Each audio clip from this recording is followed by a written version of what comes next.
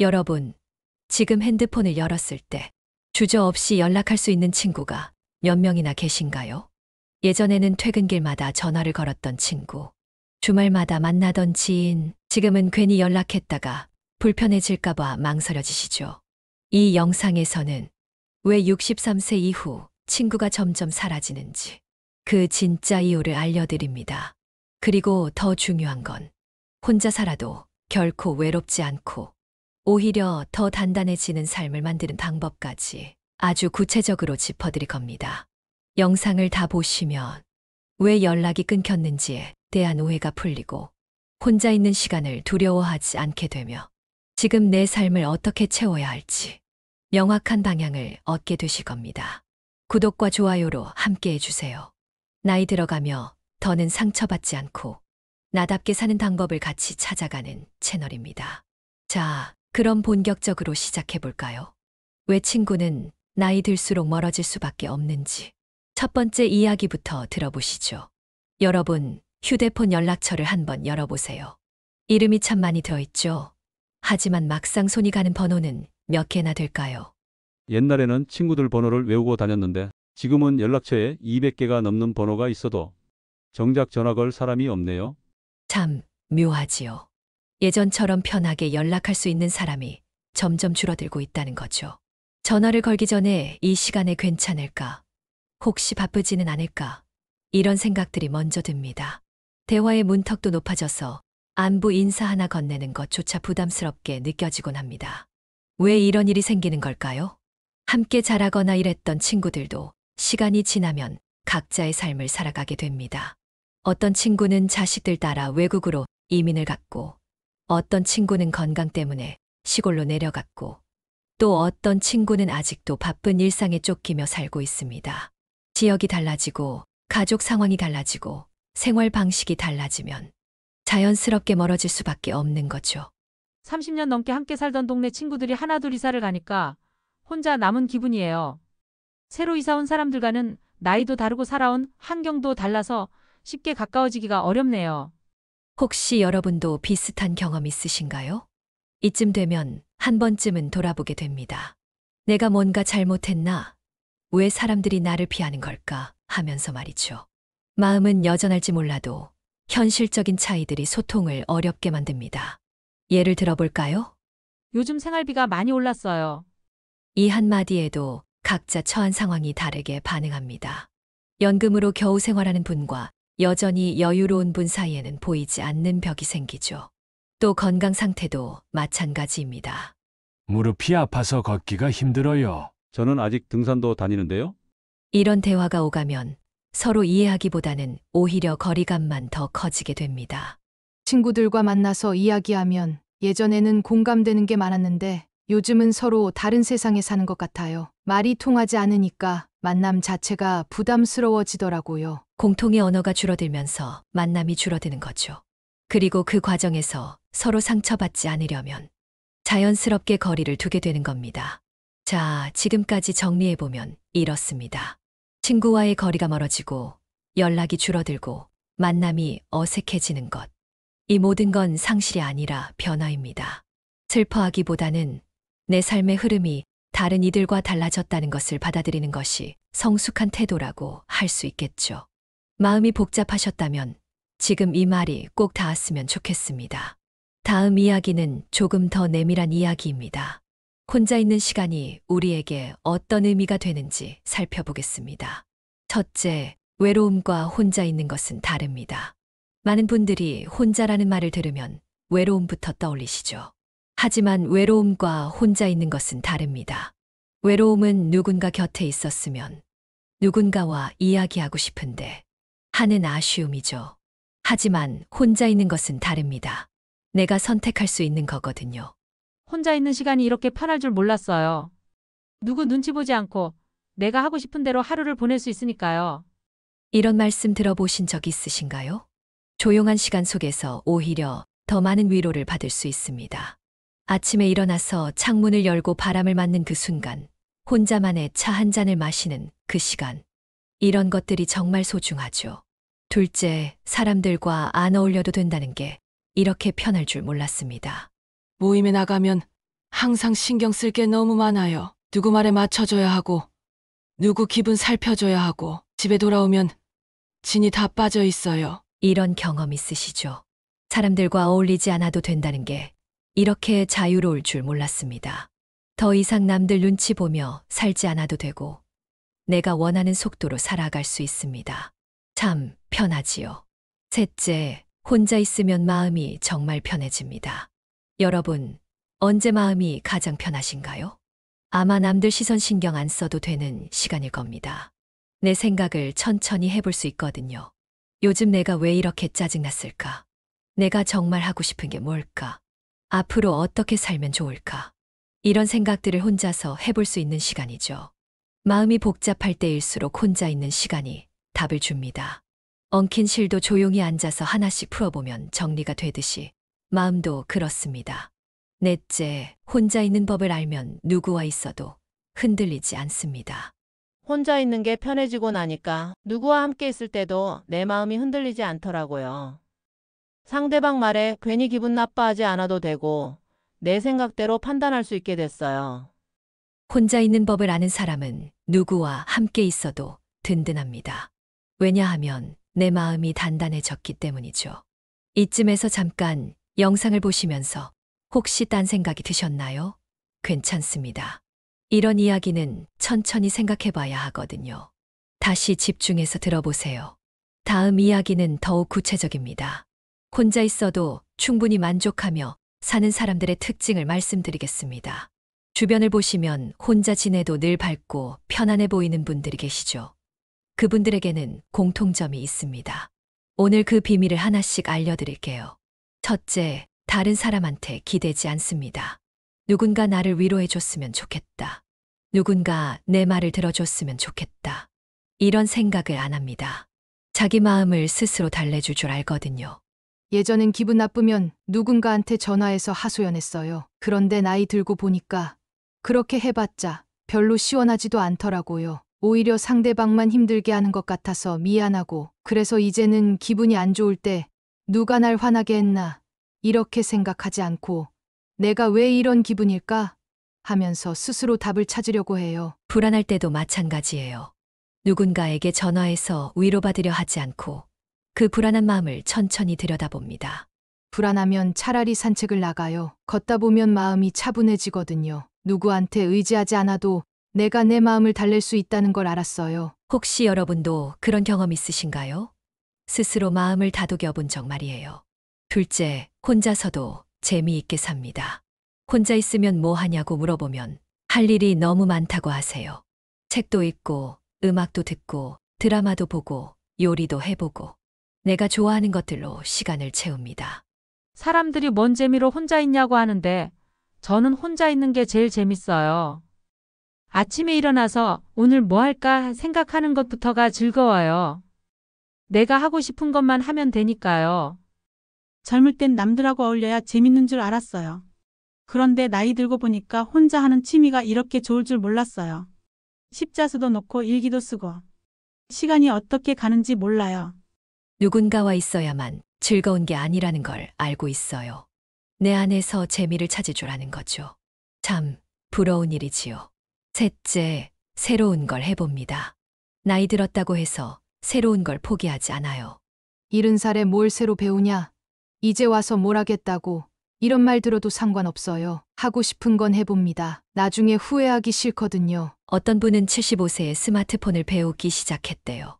처음엔 정말 어려웠어요. 손가락도 말을 안 듣고 글자도 안 보이고. 그런데 포기하지 않고 계속하니까 이제는 카톡도 하고 유튜브도 봐요. 새로운 걸 배우니까 머리도 맑아지는 것 같아요. 또 다른 분은 68세에 그림을 시작하셨대요. 평생 그림이라고는 낙서밖에 안 해봤는데 문화센터에서 수채화 강의를 들었어요. 처음엔 정말 못 그렸죠. 그런데 계속 하다 보니까 조금씩 늘더라고요. 지금은 벽에 내 그림을 걸어놓고 뿌듯해하고 있어요. 남들이 뭐라고 하든 자기가 하고 싶은 걸 합니다. 넷째, 모든 사람한테 잘 보이려고 하지 않습니다. 저 사람이 나를 어떻게 생각할까? 내가 이렇게 하면 싫어하지 않을까? 이런 생각을 안 해요. 젊을 땐 모든 사람한테 좋은 사람으로 보이려고 애썼어요. 누가 뭔 부탁을 해도 싫다는 말을 못했죠. 그런데 나이 들고 보니까 그렇게 살면 내가 힘들어요. 이젠 안 되는 건 안 된다고 분명히 말해요. 내 마음 편한 사람들하고만 만나니까 훨씬 좋아요. 예전엔 왜 그렇게 눈치 보며 살았나 싶어요. 억지로 웃지도 않고 괜히 비위 맞춰주지도 않아요. 사람들 평가에 신경 쓰기보다는 내 마음이 편한 사람들하고만 지냅니다. 그러니까 관계도 더 편하고 진솔해지는 거죠. 다섯째, 혼자 있는 시간을 정말 소중하게 여깁니다. 시간을 그냥 보내지 않아요. 나한테 필요한 시간으로 씁니다. 몸도 쉬고, 마음도 쉬고, 생각도 정리하고, 이 조용한 시간 속에서 자기를 회복시킵니다. 혼자 있는 시간이 있어야 다른 사람들하고도 편하게 만날 수 있어요. 내 마음이 충전이 되어야 남들한테도 좋은 마음으로 대할 수 있거든요. 또 이런 말씀도 하시더라고요. 혼자 차 한 잔 마시면서 창밖을 바라보는 시간이 제일 좋아요. 아무 생각 안 하고 그냥 있는 거죠. 그러면 마음이 정말 평온해져요. 이분들의 공통점이 뭔지 아세요? 혼자 있는 걸 외롭다고 생각하지 않는다는 거예요. 오히려 소중한 시간이라고 여기죠. 자, 지금까지 정리해보면 이렇습니다. 혼자 있어도 충분한 사람들은 남에게 기대지 않고, 혼자서도 재미있게 살고, 새로운 걸 시도하고, 모든 사람한테 잘 보이려 하지 않으며, 혼자 있는 시간을 소중히 여깁니다. 잠깐 여기서 한번 생각해 보세요. 지금까지 들으신 이야기 중에서 아, 나도 이렇게 살면 좋겠다 싶은 게 있으셨나요? 그 마음이 바로 변화의 시작입니다.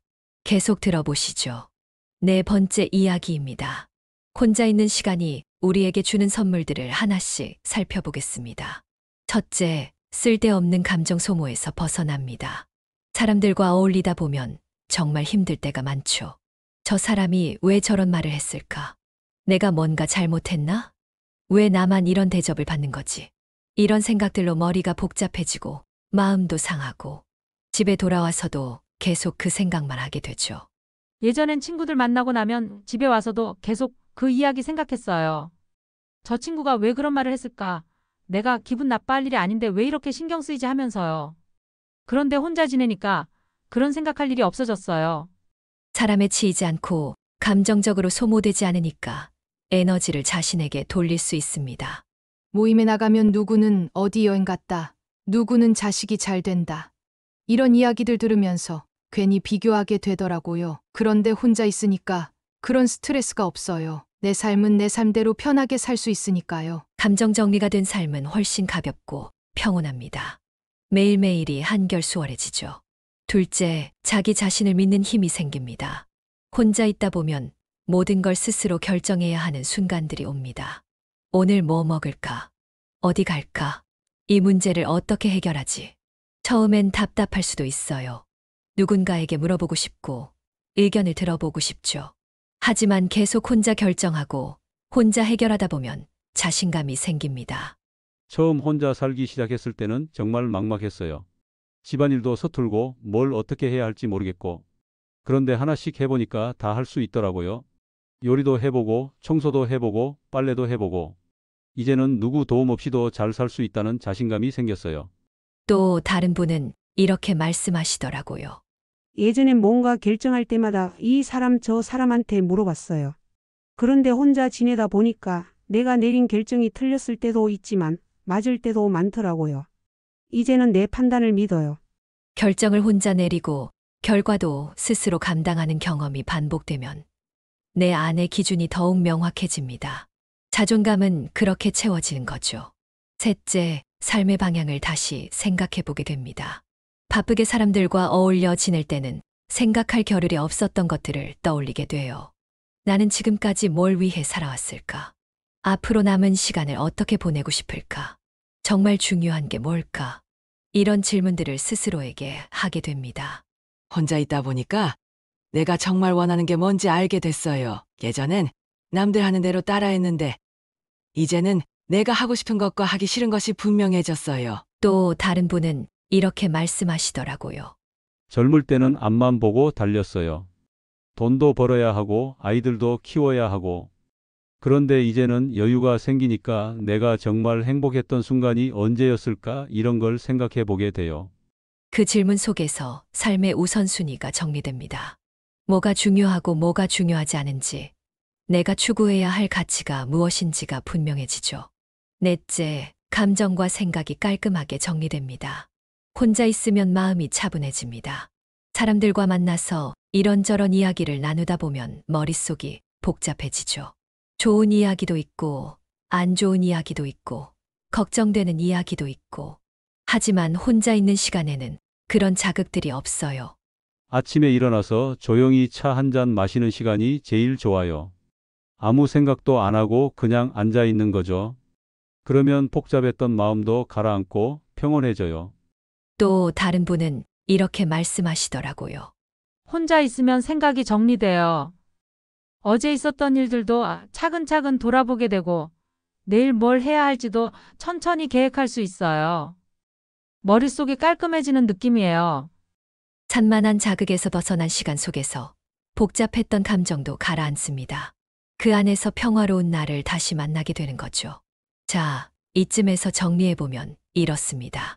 혼자 있는 시간은 우리를 쓸데없는 감정 소모에서 벗어나게 하고 자기 자신을 믿는 힘을 키워주고 삶의 방향을 다시 생각해보게 하며 감정과 생각을 깔끔하게 정리해줍니다. 혹시 지금 듣고 계시면서 그래 맞아 하고 고개를 끄덕이고 계신가요? 아니면 정말 그럴까 하고 의문이 드시나요? 어떤 생각이든 괜찮습니다. 중요한 건 여러분만의 속도로 이해해 가신 거니까요. 마지막 5번째 이야기입니다. 혼자서도 만족스러운 삶을 위해 실제로 어떻게 하면 되는지 구체적인 방법들을 알려드리겠습니다. 지금까지 이론적인 이야기를 많이 했는데요. 이제는 실전입니다. 오늘부터 당장 시작할 수 있는 것들을 말씀드릴게요. 첫째, 필요 없는 것들을 정리합니다. 집 안을 한번 둘러보세요. 안 쓰는 물건들이 참 많을 거예요. 언젠가 쓸 수도 있으니까 하고 쌓아둔 것들, 아까워서 못 버리겠다 하는 것들. 이런 걸 하나씩 정리해 보세요. 옷장을 정리하는데 10년 넘게 안 입은 옷들이 한가득이더라고요. 언젠가 입겠지 했는데 결국 안 입더라고요. 과감히 정리하고 나니까 옷장도 깔끔하고 마음도 시원해졌어요. 물건만 정리하는 게 아니에요. 생각도 정리하고 관계도 정리해야 합니다. 이 사람과 만나면 항상 기분이 안 좋아진다 싶은 관계는 거리를 두세요. 이런 생각만 하면 스트레스 받는다 싶은 생각들도 내려놓으세요. 연락처에서 몇 년째 연락 안 하는 사람들 번호를 다 지웠어요.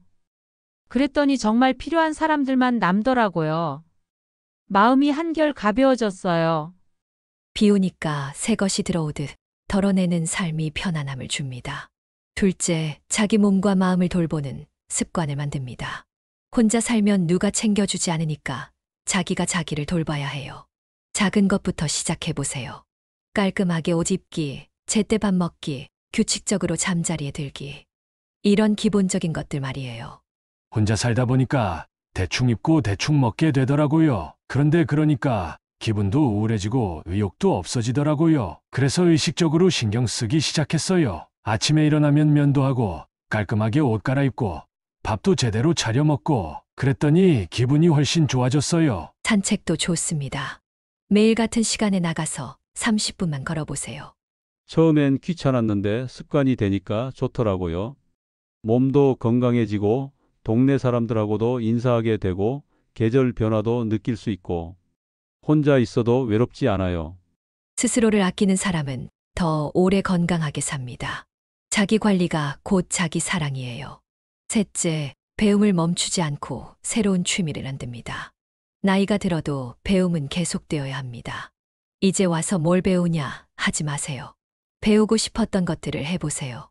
한 할머니는 70세에 피아노를 시작하셨대요. 젊을 때부터 피아노를 배우고 싶었는데 살림하고 애 키우느라 못했어요. 그런데 나이 들어서라도 해보자 싶어서 시작했죠. 처음엔 손가락이 말을 안 듣고 악보 읽기도 어려웠는데 계속하니까 조금씩 늘더라고요. 지금은 좋아하는 노래 몇 곡은 칠 수 있어요. 또 다른 분은 스마트폰 사용법을 배우셨어요.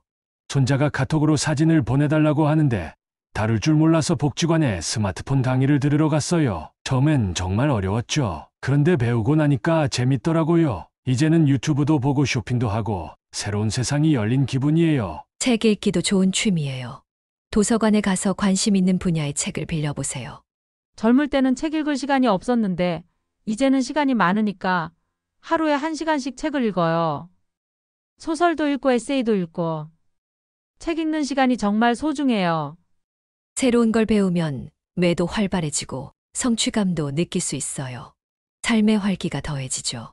넷째, 누군가를 위한 작은 나눔을 실천합니다.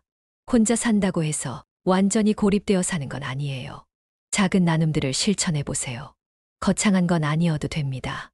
동네에서 마주치는 분들께 먼저 인사하기, 엘리베이터에서 버튼 눌러주기, 아파트 경비 아저씨께 수고하세요. 한마디 건네기. 혼자 살다 보니까 세상과 단절된 기분이 들 때가 있어요. 그런데 아파트 화단에 물을 주거나 폭도에 떨어진 쓰레기를 주워 담거나 이런 작은 일들을 하니까 기분이 좋아지더라고요. 내가 이 동네에 도움이 되는 사람이라는 생각이 들어서요. 복지관에서 청소 봉사를 해요. 일주일에 2번, 2시간씩만요. 처음엔 시간 때우려고 시작했는데 하다 보니까 뿌듯하더라고요. 다른 봉사자 분들하고도 친해지고 나도 누군가에게 도움이 될 수 있다는 게 좋아요. 작은 배려 하나가 나에게도 따뜻한 기운을 돌려줍니다. 혼자 있어도 세상과 연결되어 있다는 느낌을 받을 수 있어요. 다섯째, 혼자서도 충분히 괜찮은 삶을 만들어갑니다. 남들 시선보다 내 삶의 의미를 따르세요. 혼자 사는 게 불쌍하다, 외로워 보인다, 이런 말들에 휘둘리지 마세요. 처음엔 사람들이 혼자 살면 외롭지 않냐, 심심하지 않냐, 이런 말을 자꾸 해서 기분이 안 좋았어요. 그런데 이제는 전혀요. 저는 혼자 있는 게 편해요라고 당당하게 말해요. 내가 만족하는데 남들이 뭐라고 하든 상관없잖아요. 혼자인 시간이 많아질수록 오히려 내 삶의 주도권이 나에게 돌아옵니다. 내가 언제 일어날지, 뭘 먹을지, 어디 갈지, 누구 만날지, 모든 걸 내가 정할 수 있어요. 또 다른 분은 이렇게 말씀하셨어요. 젊을 때는 가족 위주로 살았어요. 남편 뒷바라지, 아이들 뒷바라지. 내 시간이라는 게 없었죠. 그런데 지금은 온전히 내 시간이에요. 내가 하고 싶은 대로 살 수 있다는 게 이렇게 좋을 줄 몰랐어요. 혼자라는 것은 외로운 게 아니라 자유로운 거예요. 온전히 나를 위한 삶을 살 수 있는 축복받은 시간이죠. 자, 지금까지 5가지 실천 방법을 말씀드렸습니다. 물건과 관계 정리하기, 자기 돌보는 습관 만들기, 새로운 것 배우기, 작은 나눔 실천하기, 그리고 당당하게 내 삶 살기입니다. 이 모든 걸 한 번에 할 필요는 없어요. 하나씩 천천히 시작해 보세요. 친구가 줄어드는 건 어쩌면 당연한 일입니다. 하지만 혼자 있는 시간이 외롭지 않도록 나 자신과 가까워지는 연습이 필요하겠지요. 여러분은 지금 혼자인 시간을 어떻게 채우고 계신가요? 댓글로 여러분의 생각을 들려주시고 이런 이야기들이 마음에 드셨다면 구독과 좋아요도 잊지 마세요.